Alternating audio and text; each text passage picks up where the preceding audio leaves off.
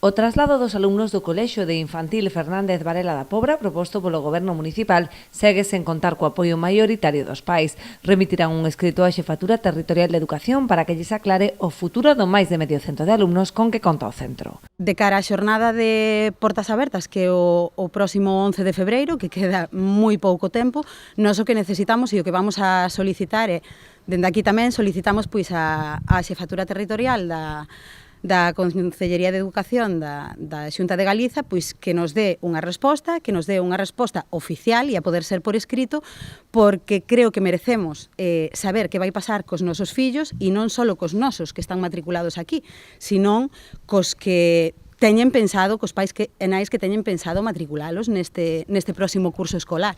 O tema centrou parte do último pleno ordinario da Pobra, no que os pais solicitaron información sobre o traslado para coñecer de quen partiu a iniciativa e en que fase se atopa o procedemento. Foi a pleno no turno de rogos e preguntas porque si é certo que presentamos unha moción no nombre dos pais que estamos en contra do peche, pero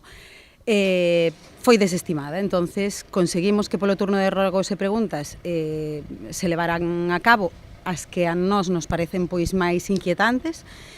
E, bueno, a dona Amparo Cerecedo, a concelleira de Educación, pois non contestaba directamente e o que sí foi bastante conciso pois foi o señor alcalde, José Carlos Vidal, dicindo que isto é algo que, bueno, é cousa do Concello. Vamos a ver, nese pleno e nesas contestacións o que dixeron pois foi que este procedimento sigue adiante, que están, aínda tendo en conta que estamos a maioría dos pais en contra deste peche traslado,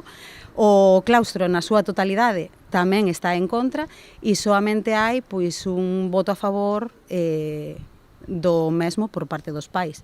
A proposta do Goberno pasaría por trasladar os alumnos do Fernández Varela ao Colexio Salustiano Reieiras, que conta cun edificio baleiro que podería converterse no módulo de infantil. Tan só sería preciso habilitar os baños e a zona de comedor, cun investimento non moi elevado. Aínda así, a decisión última dependería da dirección de ambos os dous centros e a Consellería de Educación.